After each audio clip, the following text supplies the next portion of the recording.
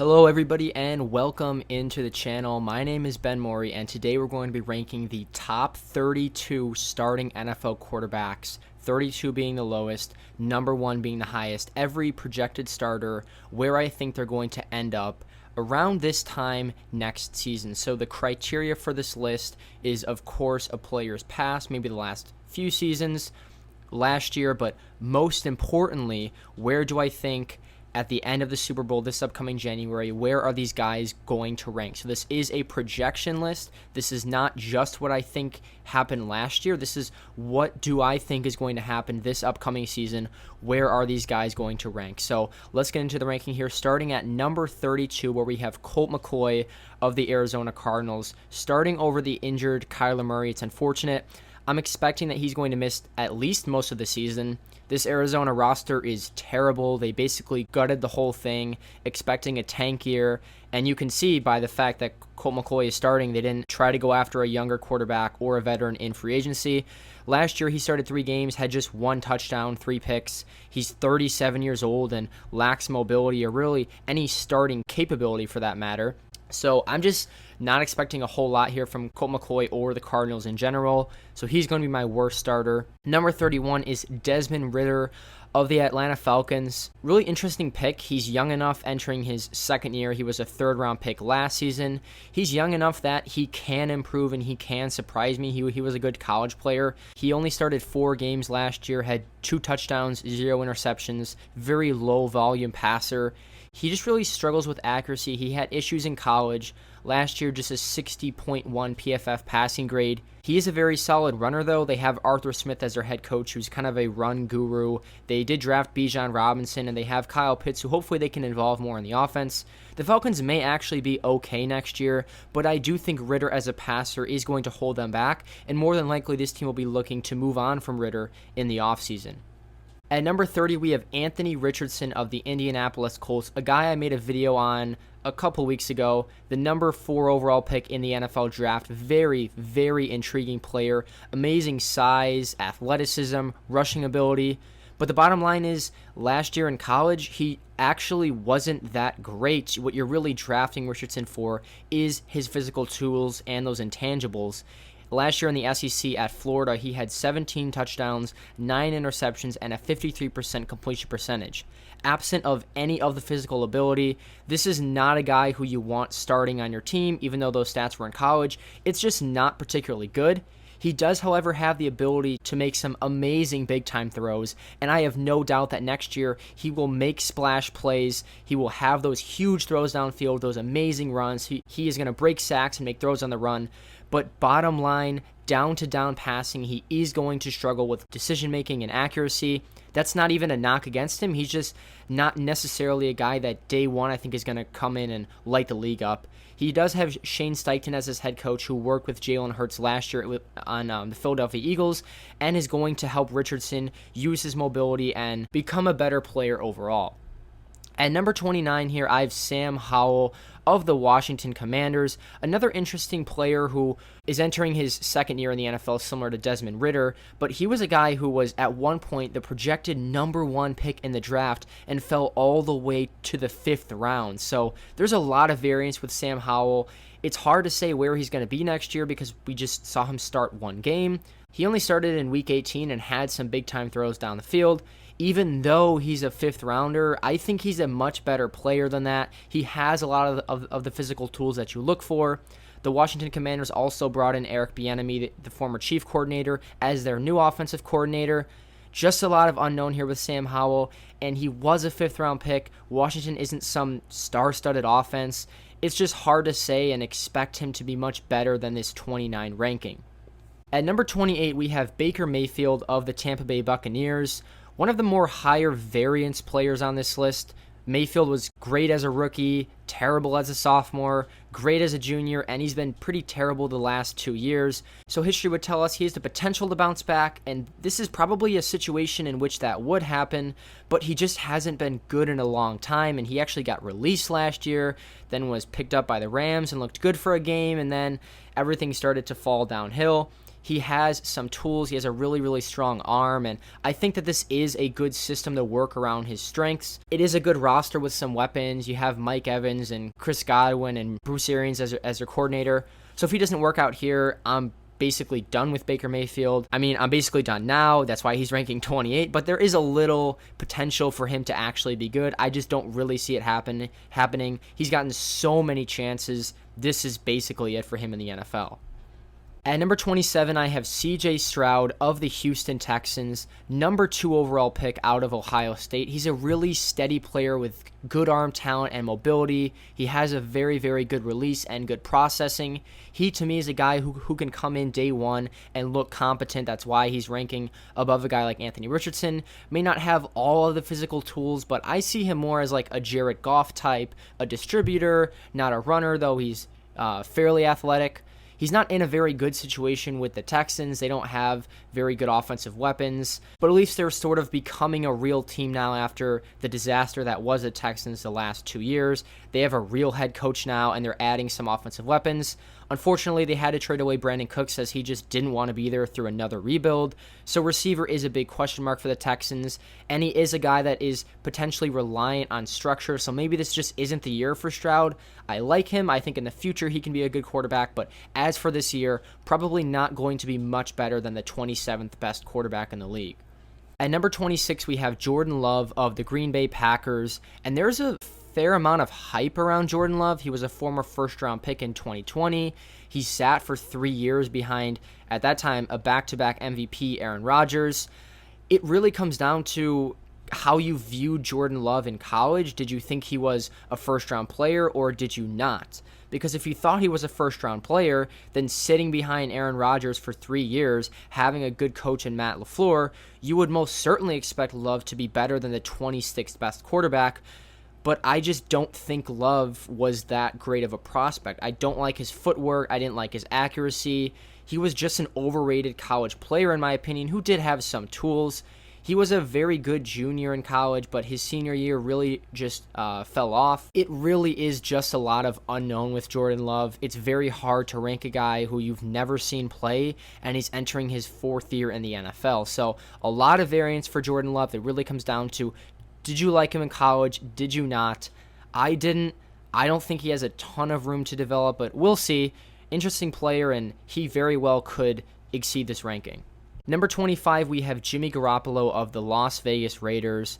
Personally, I've always been a little bit higher on Jimmy Garoppolo, but he's a guy that's just been constantly injured, and we don't know if he can really play a whole season. Now on the Raiders, he has some really good offensive weapons with Devontae Adams, Hunter Renfrow, Josh Jacobs, and I actually like Josh McDaniels, their head coach, as an offensive mind.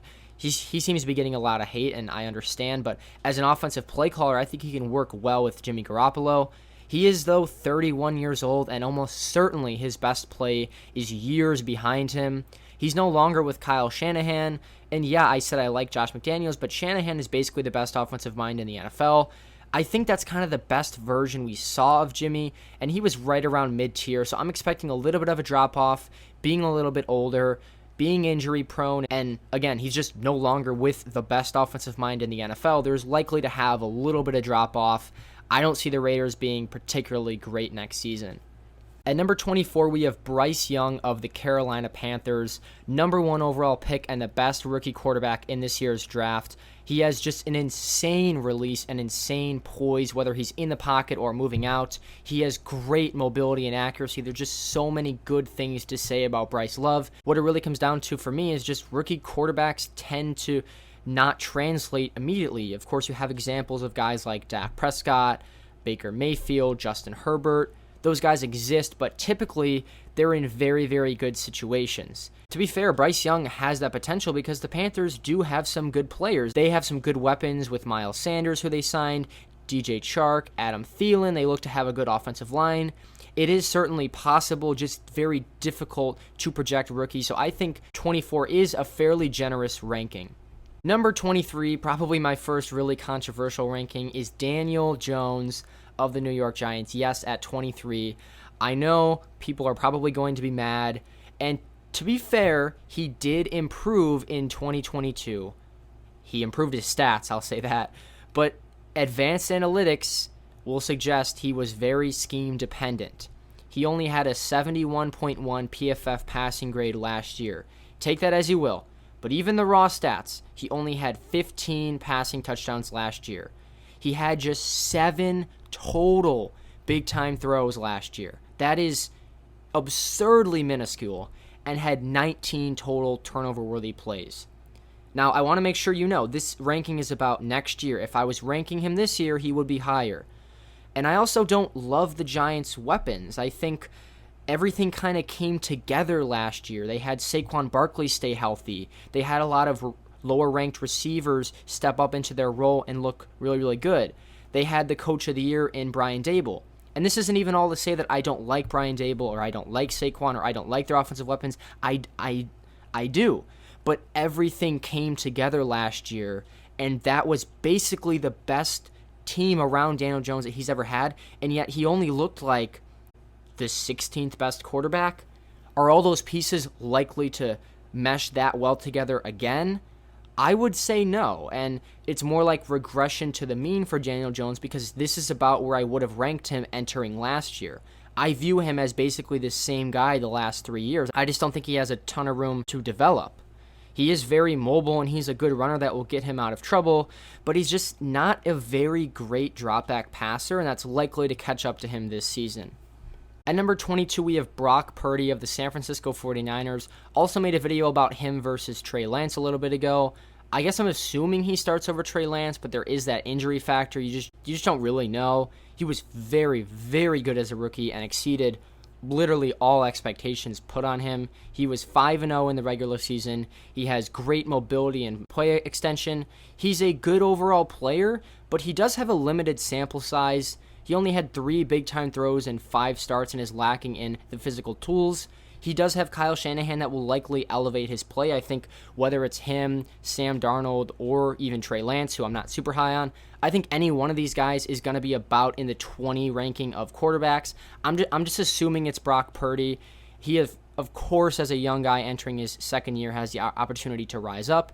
Just not exactly the kind of player I would expect to jump up huge in the rankings, mainly because of the physical tools. At number 21, we have Ryan Tannehill of the Tennessee Titans. He is at this point entering the downhill of his career that's being accelerated by a Titans depleting roster. He has basically no chance to improve at 34 years old. And, of course, add on the fact that the Titans have the worst receiving core in the NFL. He's actually been an underrated player the last couple years, but he has gotten worse 3 years in a row. And, of course, last year had a bit of injury, and even at that point, he just wasn't playing particularly well. I actually think there's a good chance that Will Levis could end up playing around midseason because I just don't think the Titans' offense is going to be good at all. Not a whole lot to say here about Ryan Tannehill. I think his film is pretty evident that he's an aging quarterback, not likely to get better. The Titans' offense looks to be pretty bad next year. Is there even really a chance he gets better than this? I just don't really think so. Coming in at number 20, we have Kenny Pickett of the Pittsburgh Steelers. I actually really, really like Kenny Pickett. I made a video about him a while ago, and the stats do not tell the whole story. He had a 73.0 PFF passing grade last season, which ranked 15th overall in the NFL, so he was already an above-average passer as a rookie. The biggest obstacle in the way of Kenny Pickett being successful is their offensive coaching with Matt Canada. Incredibly predictable and basic offensive schemes and play calling. I just really have a hard time seeing Pickett have the breakout that I think he's capable of. And if you were ranking these guys in a vacuum, regardless of their situations, regardless of their coach, if you just, reset the NFL and you have a draft, I would be confident selecting Kenny Pickett. I just don't think that the Steelers are in a situation to provide Kenny Pickett with the stability and with the coaching that he needs to take that second-year sophomore jump into that next level. So he's going to stay here at 20. If they would have made a change at offensive coordinator or maybe added a couple of more weapons, maybe he would be higher. I like Pickett, I just don't think he's going to be much better than this considering what I just said earlier. At number 19, we have Derek Carr of the New Orleans Saints. He's done with the Raiders after a long time, signed a big contract with the Saints, and I've always been a little bit lower on Carr. Last year was just a disaster. I mean, it was so uninspiring to watch Derek Carr with seemingly amazing weapons. He had a 66.4 PFF grade, and he's declined every year since 2020. I think the Saints really overpaid for him. He got, like $160 million or something like that. He's a really conservative player with poor pocket presence and mobility, just getting rid of the ball so early. It'll be like 3rd and 9, and he'll throw an underneath check down. Ridiculous, boneheaded mistakes like that. He has a good offensive line, but I do have questions about the surrounding weapons. Like, what is Michael Thomas going to be next year? What is Alvin Kamara going to be next year? I like Dennis Allen as their head coach, but he is still unproven, so I don't know. I'm not a big Derek Carr fan. The Saints might actually be decent next year because of, one, how bad the NFC South is, and two, how bad the NFC is, but I don't think that's necessarily a reflection of how I view Derek Carr. At number 18, I have Russell Wilson of the Denver Broncos. I mean, how do you even begin to rank Russell Wilson? He was brutal last year, 16 touchdowns in 15 games, and generally speaking, looked incompetent. We found out that Nathaniel Hackett can't coach, so they brought in Sean Payton, who's a brilliant offensive mind that theoretically should bring Russell Wilson back to what he was, at least somewhat back to what he was. I know it sounds all negative, and honestly, last year was pretty much all negative, but there are reasons he may improve. He had 23 big-time throws, 16 interceptions. That's a pretty good ratio. In 2020, he had 4,200 yards and 40 total touchdowns. Does he still have that in him? Part of me says yes, and again, Sean Payton, a guy who worked with Drew Brees for all those years with the New Orleans Saints, theoretically, he can bring that best version of Russell Wilson out of him. And the Broncos have good weapons with Courtland Sutton, Tim Patrick, Javonte Williams. They have a good offensive line. Some unknown with weapons there. Health, obviously, a big concern. Can Jerry Jeudy finally break out? I don't really know. This is kind of a middling ranking for Wilson. I've seen some say he can bounce back. I've seen some rank him lower than 18. But, yeah, this is just sort of in the middle, assuming Sean Payton can somewhat bring Wilson back to what he was. At number 17, we have Mac Jones of the New England Patriots. I'm generally higher on Mac Jones.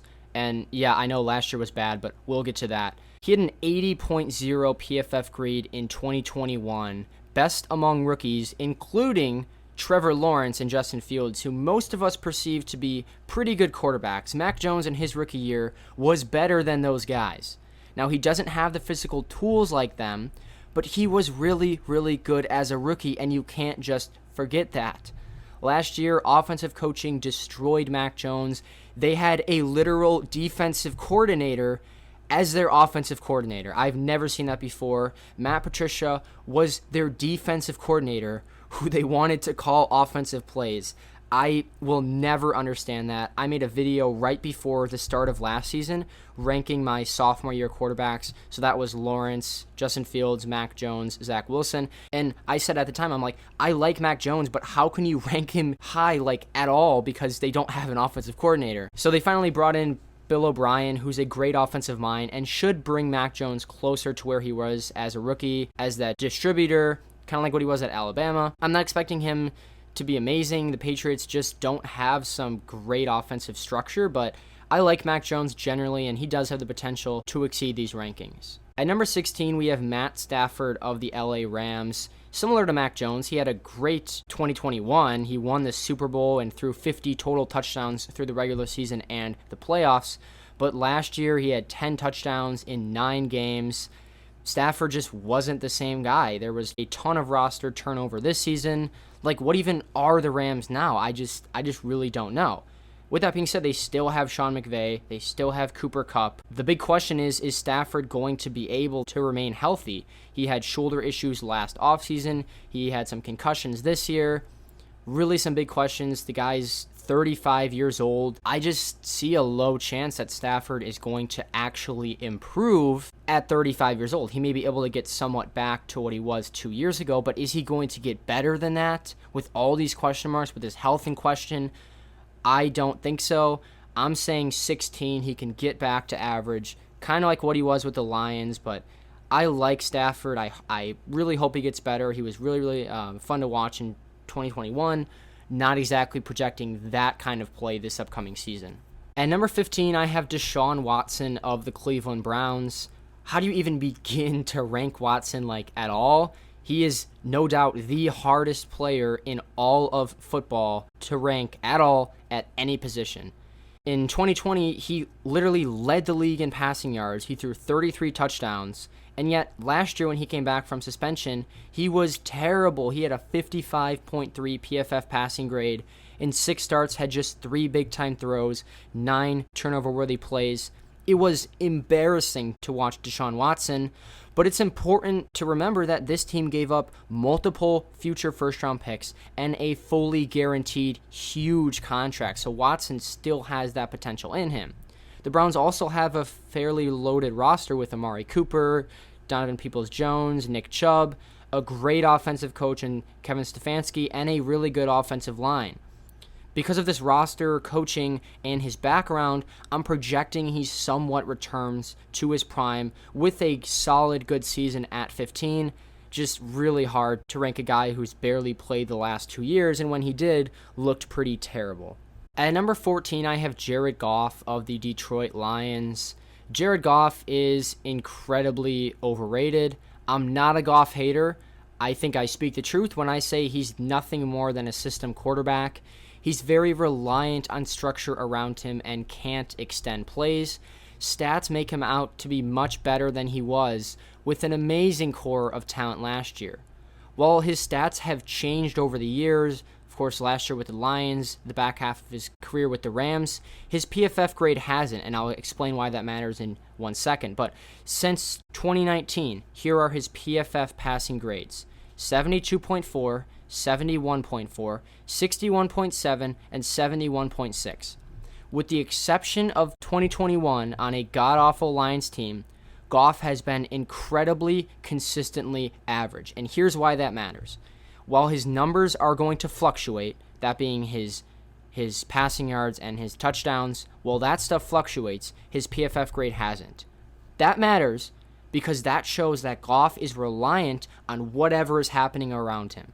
If the team is good, Goff is more than likely going to be above average. But if the team is bad, he's more than likely going to be below average. And throughout his career, he's been on very, very good teams. The Rams have been a good team. The Lions last year were a good team, especially the back half of the year, and that's when he started looking good.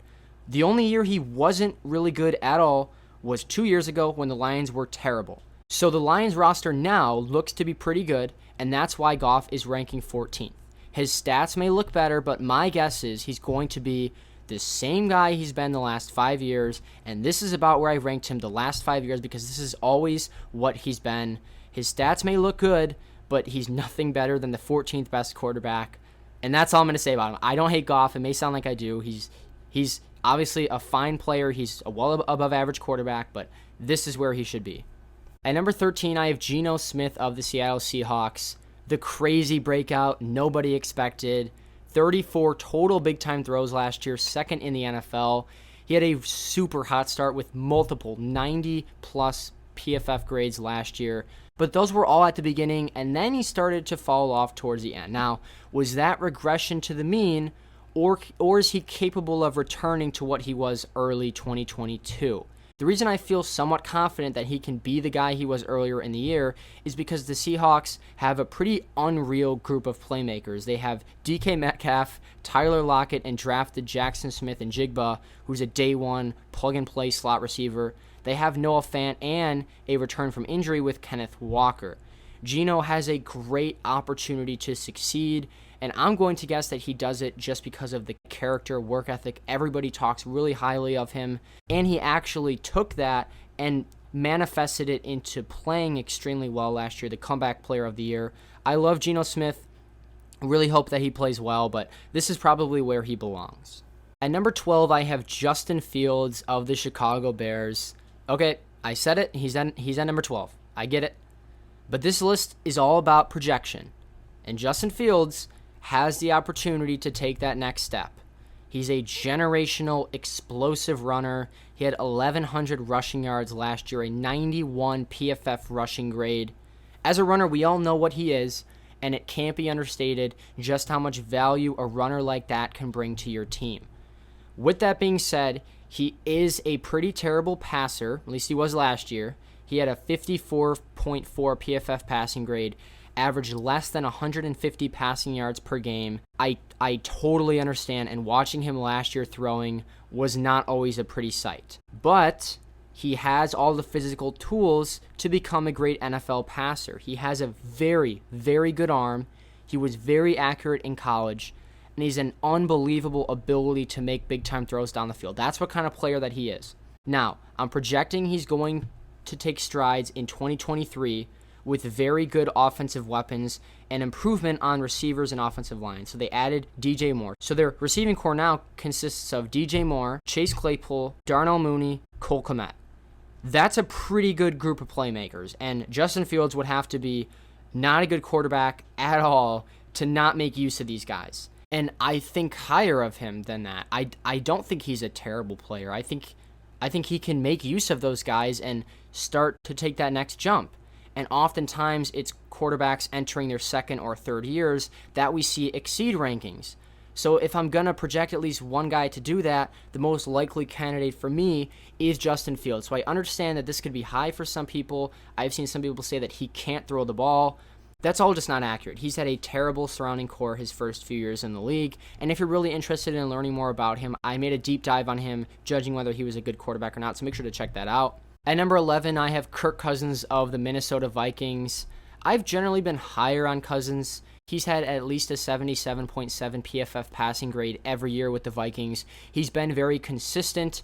He dropped a little bit down last year, but he was still top 5 in yards and touchdowns. He has a great offensive mind with Kevin O'Connell, but he's also losing some offensive playmakers with Dalvin Cook and Adam Thielen. So can the Vikings replace what they have? Cousins is really good in structure and generally is good at avoiding mistakes. He sort of shrinks in the big game. We see that in his primetime record, primetime numbers. We saw that last year in the playoff game. But overall, Cousins is well above average. And I think that losing some weapons, he may not be quite what he was last year. So 11 seems to me to be a fair ranking. At number 10, I have Dak Prescott of the Dallas Cowboys. Major dip in performance in 2022 compared to 2019 and 2021. Of course, he was injured in 2020. So it's likely that his dip in performance was just due to injury. He had 15 interceptions in 12 starts. He had a 4.0 turnover-worthy play percentage, a full percentage increase from 2021. It's pretty simple. When Dak has a good supporting cast, he's very successful. But when that cast falls off, he tends to fall off. They added Brandon Cooks, so their receiving core now consists of CeeDee Lamb, Brandon Cooks, Michael Gallup, Tony Pollard, and Dalton Schultz. That's a really good group of playmakers, and I would be shocked if Dak isn't back to at least most of his form to what he was the last few seasons. At number 9, I have Tua Tagovailoa of the Miami Dolphins. Huge breakout in 2022, adding Tyreek Hill and head coach Mike McDaniel. He went from a 67.3 PFF passing grade in 2021 to 81.4 last year. So huge improvements. He had the highest average depth of target in the NFL last year at 8.9 yards after being around middle of the pack his first 2 years. He has great weapons with Tyreek Hill, Jalen Waddle, and what should be an improved offensive line. The big question with him is health. He really dropped off the back half of last season after getting out to an amazing start and looking like just an unstoppable player in an unstoppable offense. And after he suffered some concussions, he looked like just not a very good player. I think he's a system quarterback, not necessarily a knock. I think he's a distributor, which is totally fine. But that does mean that he's reliant on what's around him. And if that starts to fall off even a little bit, I think he starts to fall off. But he's in a great situation, like I mentioned, with those receivers, with that head coach. Hopefully he can stay healthy. I'm going to keep my fingers crossed because he was really, really fun to watch last year. And I love the Miami Dolphins offense in general. So number 9 here, expecting him to come back to what he was at the first half of last year. At number 8, I have Jalen Hurts of the Philadelphia Eagles. I'm by no means a Jalen Hurts hater. He had a phenomenal breakout in 2022. He was the runner-up for MVP. He had 4,400 total yards and 35 touchdowns in 15 games. He was amazing in the Super Bowl, despite losing. A couple things went wrong there with maybe the referees, maybe the coaching. It's just hard to beat the Kansas City Chiefs in general, but Hurts looked unbelievable. He's improved by just amazing margins every year. He's gotten better since he's entered the league. Most of the Eagles' key losses are on defense, though they still lost Miles Sanders and probably more importantly Shane Steichen, their old offensive coordinator. So it's tough to expect him to be quite what he was last year, but that says more about the nature of what he did last year. Like, this isn't because I don't like Jalen Hurts that I'm ranking him 8. It's just when you play so well that you're the runner-up for MVP, it's very difficult to sustain that play year to year, and it's very difficult, especially as a runner, to see Lamar Jackson. Like, I don't hate Lamar Jackson, but after he won the MVP a couple years ago, the next year he didn't look the same, and that's not because he's bad or because he's just not a good player.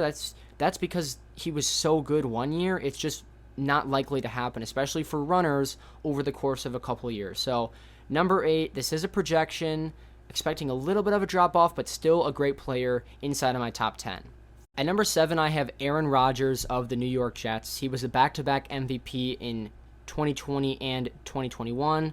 Sort of fell off last year, had just 26 touchdowns and 12 picks through 17 games. And for Aaron Rodgers, 12 picks is a lot. But the Packers did have very poor weapons, had the highest drop percentage in the league.